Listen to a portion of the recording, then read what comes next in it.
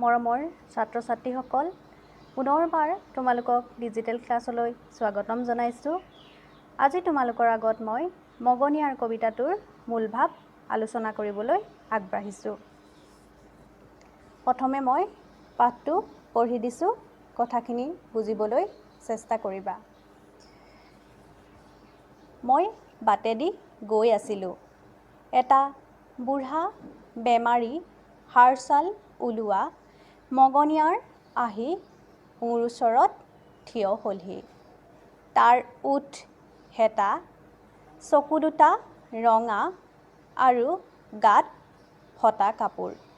হৰি হৰি, সি দুখত পৰি কেনেকুৱা হৈছে।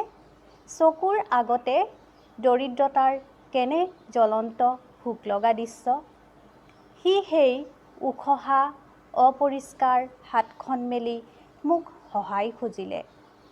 মই চোলাৰ মোনাত হাত সুমাই একোকে নাপালোঁ। টকা নাই, ঘড়ী নাই, অইনকি এখন উৰুমালো নাই। মই মোৰ লগত একোকে অনা নাছিলোঁ। মগনিয়াৰটোৱে তেতিয়াও মোৰ ওচৰতে হাত পাতি থিয় হৈ আছে আৰু তাৰ দুৰ্বল শৰীৰ কঁপিবলৈ ধৰিছে। মই এনেদৰে থাকিব নোৱাৰি লৰালৰিকৈ তাৰ হাত দুখন সাবটি ধৰিলোঁ আৰু ক'লোঁ, ককাই, মোৰ ওপৰত খং নকৰিবা। মোৰ হাতত একোৱেই নাই। মগনিয়াৰটোৱে আচৰিত হৈ মোৰ ফালে এবাৰ চালে, হেতা ওঠ দুখনেৰে অলপ হাঁহিলে আৰু সিও মোৰ হাত দুখনত ধৰি অতি কষ্টেৰে মাত লগালে, কি হ'ল, একো কথা নাই, ইয়াৰ কাৰণে অশেষ ধন্যবাদ। ইও যে এটা দান। ময়ো বুজিলোঁ যে মোৰ এজন লগৰীয়াৰ পৰা ময়ো এটা দান পালোঁ। ছাত্ৰ ছাত্ৰীসকল, মগনিয়াৰ শব্দটোৱে কি অৰ্থ বহন কৰিছে বাৰু সকলোৱে নিশ্চয় জানা। যিজনে মাগি খায় তেওঁকেই মগনিয়াৰ বুলি কোৱা হয়, অৰ্থাৎ ভিক্ষা কৰি খোৱা লোক। এতিয়া মগনিয়াৰ কথা কবিতাটোৰ মাজত আমি দুটা চৰিত্ৰ লগ পাইছোঁ। প্ৰথমজন বক্তা কবি যতীন্দ্ৰনাথ দুৱৰা আৰু দ্বিতীয়জন হৈছে মগনিয়াৰ। কবি যতীন্দ্ৰনাথ দুৱৰাই মগনিয়াৰজনৰ শাৰীৰিক অৱয়ব অতি স্পষ্ট ৰূপত কবিতাটোৰ মাজত দাঙি ধৰিছে। সাধাৰণতে মগনিয়াৰবোৰৰ যিখন ছবি আমাৰ মনলৈ আহে ঠিক তেনেকুৱাই এখন ছবি কথা কবিতাটোৰ মাজত আমি দেখিবলৈ পাইছোঁ, নহয়নে? মগনিয়াৰজন আছিল বৃদ্ধ, অসুখীয়া, হাড়ছাল ওলোৱা, ওঠ হেতা পৰা, চকু দুটা ৰঙা, দেহত ফটা বস্ত্ৰ পৰিধান কৰা আৰু খাবলৈ নাপাই অনাহাৰত তেওঁ গোটেই সৰ্বশৰীৰ কঁপি থকা। কবিয়ে কবিতাটোৰ মাজত স্পষ্ট ৰূপত উল্লেখ কৰিছে যে তেওঁ এদিন বাটেদি গৈ থাকোঁতে, এটা ৰাস্তাইদি গৈ থাকোঁতে এজন মগনিয়াৰক লগ পালে আৰু সেই মগনিয়াৰজনে তেওঁ নিচেই কাষতে ৰৈ, কবিৰ নিচেই কাষতেই ৰৈ তেওঁ মগনিয়াৰজনৰ উখহা অপৰিষ্কাৰ হাতখন আগবঢ়াই কবিক ভিক্ষা খুজিলে। কবিয়ে মগনিয়াৰজনৰ এনে দুৰ্দশাগ্ৰস্ত দৃশ্য দেখি অন্তৰত খুব আঘাত পাইছিল। তেওঁ চকুৰ আগতেই দৰিদ্ৰতাই মগনিয়াৰজনক কোঙা কৰি পেলোৱা দৃশ্যটো দেখি অসহায় অনুভৱ কৰিছিল।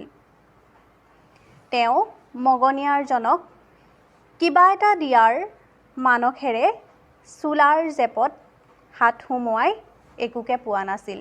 দুৰ্ভাগ্যবশতঃ কবিৰ হাতত সেইদিনা টকা নাছিল, ঘড়ী নাছিল, আনকি তেওঁৰ জেপত সেইদিনা এখন ৰুমালো নাছিল।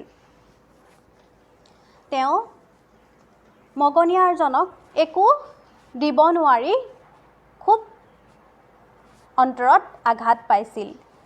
আৰু সেই সময়তো মগনিয়াৰজনে কিন্তু কবিৰ পৰা কিবা এটা পোৱাৰ আশাৰে কবিৰ ওচৰতে থিয় হৈ আছিল। আৰু তেওঁ যিহেতু খাবলৈ পোৱা নাছিল, গতিকে তেওঁ বেছি দেৰি থিয় হৈ থকাৰ কাৰণে তেওঁ দুৰ্বল শৰীৰটো খুব কঁপিবলৈ ধৰিছিল। কবিৰ ওচৰতে হাত পাতি অপেক্ষা কৰি থকা মগনিয়াৰজনক একোকে দিব নোৱাৰি কবি বৰ হতাশ আৰু বিমৰ্ষ হৈ পৰিছিল। খুব দুখ লাগিছিল তেওঁ, কাৰণ একো এটা তেওঁ মগনিয়াৰজনক দি সহায় কৰিব পৰা নাছিল। কবিয়ে উপায় নাপায় তেওঁ নিজৰ অসহায় অৱস্থাৰ কথা প্ৰকাশ কৰি লৰালৰিকৈ মগনিয়াৰজনৰ হাত দুখনত সাৱটি ধৰিলে আৰু সাৱটি ধৰি তেওঁ মগনিয়াৰজনৰ ওচৰত ক্ষমা খুজিলে। প্ৰত্যুত্তৰত কিন্তু মগনিয়াৰজনে হেতা পৰা ওঠেৰে হাঁহি মাৰি একো কথা নাই বুলি খুব সন্তুষ্টি প্ৰকাশ কৰি কবিক তেওঁ কি কৰিলে? ধন্যবাদ জনালে। মগনিয়াৰজনৰ বাবে এইটোৱেই হৈছে এটা মহৎ দান। তেওঁ কবিৰ পৰা এটা মহৎ দানেই লাভ কৰিলে। অৰ্থাৎ মগনিয়াৰজন যদিও ইয়াত দৰিদ্ৰ, অকল ইয়াত এজন মগনিয়াৰ কথাই কোৱা নাই, মগনিয়াৰ শব্দটোৱে কেৱল অকল এজন মগনিয়াৰ কথাই কোৱা নাই, সমগ্ৰ মগনিয়াৰ শ্ৰেণীটোকে মগনিয়াৰ শব্দটোৱে প্ৰতিনিধিত্ব কৰিছে, তথা মগনিয়াৰ তথা সমাজৰ নিম্ন শ্ৰেণীৰ দৰিদ্ৰতাত ভোগা শ্ৰেণীটোক মগনিয়াৰ শব্দটোৱে প্ৰতিনিধিত্ব কৰিছে। সমাজৰ নিম্ন শ্ৰেণীৰ লোকসকলে বা দৰিদ্ৰ শ্ৰেণীৰ লোকসকলে আনৰ পৰা কেৱল যে অকল ভিক্ষাই বিচাৰে বা তেওঁলোকে কেৱল যে বস্তুগত সামগ্ৰী বিচাৰে, সেই দৃশ্যটো ইয়াত মানে প্ৰকাশ কৰা নাই। তেওঁলোকে যে অকল বস্তুগত সামগ্ৰীয়ে বিচাৰে সেয়া নহয়, তেওঁলোকে মানুহৰ পৰা, কাৰণ তেওঁলোকো একোজন মানুহেই, তেওঁলোকে আন মানুহৰ পৰা কি বিচাৰে? তেওঁলোকে কিছু মৰম চেনেহ, অলপ মৰম চেনেহ বিচাৰে, আন্তৰিকতা বিচাৰে, সহৃদয়তা বিচাৰে। এই মানৱীয় গুণসমূহো তেওঁলোকে মানুহৰ পৰা আশা কৰে। যদিও ইয়াত মগনিয়াৰজনে কবিৰ পৰা কিবা ভিক্ষা খুজিছিল, কিবা এটা তেওঁ আশা কৰিছিল, ভিক্ষা বিচাৰিছিল, বিনিময়ত কবিয়ে ভিক্ষা দিব পৰা নাছিল ঠিকেই, কিন্তু কবিয়ে যে ইমান সহৃদয়তাৰে, মহানুভৱতাৰে, আন্তৰিকতাৰে মগনিয়াৰজনক নিজৰ অসহায় অৱস্থাৰ কথা বৰ্ণনা কৰিছিল, তাতেই মগনিয়াৰজন সুখী হৈ পৰিছিল, আনন্দ পাইছিল তেওঁ। কবিয়েও মগনিয়াৰজনৰ পৰা প্ৰজ্ঞাবান কথাষাৰ লাভ কৰি ভাবিলে যে তেওঁ এটা দান লাভ কৰিলে। মগনিয়াৰজনৰ দৰে কবিৰো সেইদিনা হাতত একো নাছিল। দুয়োজনৰ মাজত এটাই সাদৃশ্য আছে, সেয়া হৈছে ইজনে সিজনৰ প্ৰতি থকা আন্তৰিকতা তথা সহৃদয়তা।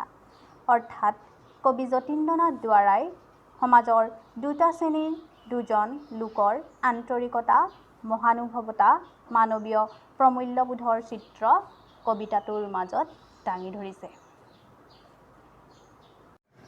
এয়াই হৈছে মগনিয়াৰ কথা কবিতাটোৰ মূল ভাৱ।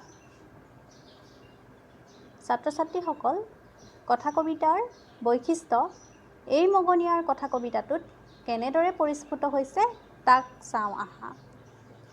কথা কবিতাৰ প্ৰথম বৈশিষ্ট্য হৈছে কথা কবিতা এবিধ কবিতাই। ইয়াক কবিত্ৰময়ী কথা লিখাৰ ভংগী বুলিও ক'ব পাৰি। এতিয়া আমি মগনিয়াৰ কথা কবিতাটো যেতিয়া পঢ়োঁ, তেতিয়া আমি দেখিবলৈ পাইছোঁ যে যদিও কথা কবিতাটো কথা বা গদ্যত লিখা আছে, তথাপিও কথাখিনি পঢ়ি যাওঁতে কবিতা অনুভৱ হৈছে। কবিয়ে কবিত্ৰময়ী ৰীতিৰে নিচেই কম কথাতে গদ্য ৰূপত কথাখিনি প্ৰকাশ কৰিছে। গতিকে ইয়াত কথা কবিতাৰ প্ৰথম বৈশিষ্ট্যটো সুন্দৰ ৰূপত ফুটি উঠা দেখা গৈছে। এতিয়া আহোঁ আমি দ্বিতীয় বৈশিষ্ট্যটোলৈ। কথা কবিতাত ৰূপকৰ সমাবেশ থাকে। ই প্ৰায়ে ৰূপকাত্মক। মগনিয়াৰ কথা কবিতাটোত এই বৈশিষ্ট্যও অতি সুন্দৰ ৰূপত পৰিস্ফুট হোৱা দেখিবলৈ পোৱা গৈছে। কিয়নো মগনিয়াৰজনক সমগ্ৰ মগনিয়াৰ শ্ৰেণীৰ প্ৰতীক বা ৰূপক হিচাপে কথা কবিতাটোত গ্ৰহণ কৰা হৈছে। তৃতীয়তে কথা কবিতা চিত্ৰধৰ্মিতাৰ ওপৰত প্ৰতিষ্ঠিত। এই কথা কবিতাটোত চিত্ৰধৰ্মী ভাৱটো খুব সুন্দৰভাৱে প্ৰকাশিত হৈছে। ইয়াত নিশ্চ কবিৰ দৰিদ্ৰতা আৰু মগনিয়াৰজনৰ দৰিদ্ৰতাৰ চিত্ৰ পৰিষ্কাৰকৈ দাঙি ধৰিছে। কাৰণ ইয়াত মগনিয়াৰজনো দৰিদ্ৰ, ঠিক তেনেকৈ কবিও দৰিদ্ৰ, তেওঁৰো একো নাই। গতিকে তৃতীয় বৈশিষ্ট্যটো সুন্দৰ ৰূপত পৰিস্ফুট হোৱা দেখিবলৈ পোৱা গৈছে। চতুৰ্থতে কথা কবিতাত ভাৱেই প্ৰধান বস্তু। ইয়াত এটা মাত্ৰ কেন্দ্ৰস্থ ভাৱ থাকে। এতিয়া আমি মগনিয়াৰ কবিতাটোত দেখিবলৈ পাইছোঁ যে চেহেৰাত দৰিদ্ৰতাৰ চিন থকা মগনিয়াৰজনৰ দৰেই কবিও দৰিদ্ৰ। মগনিয়াৰজনৰতো যিখিনি চেহেৰা বৰ্ণনা কৰিছে, তেওঁ সেই চেহেৰাতেই দৰিদ্ৰতাৰ চিন স্পষ্ট ৰূপত প্ৰকাশিত হৈছে। ঠিক তেনেকৈ কিন্তু কবিও সেই মগনিয়াৰজনৰ দৰেই দৰিদ্ৰ। তেওঁৰ হাততো একোৱেই নাই। মগনিয়াৰজনক দিবলৈ কবিৰ হাততো একোৱেই নাই। কিন্তু দুয়োজনৰ মাজতে এটাই সাদৃশ্য দেখাইছে। কবিতাটোত দুয়োজনৰ মাজতে এটাই সাদৃশ্য দেখাইছে, সেয়া হ'ল আন্তৰিকতা। আৰু এই আন্তৰিকতাই হৈছে কথা কবিতাটোৰ মূল কেন্দ্ৰস্থ ভাৱ। গতিকে চতুৰ্থ বৈশিষ্ট্যটো খুব সুন্দৰ ৰূপত মগনিয়াৰ কথা কবিতাটোৰ মাজত প্ৰকাশিত হৈছে।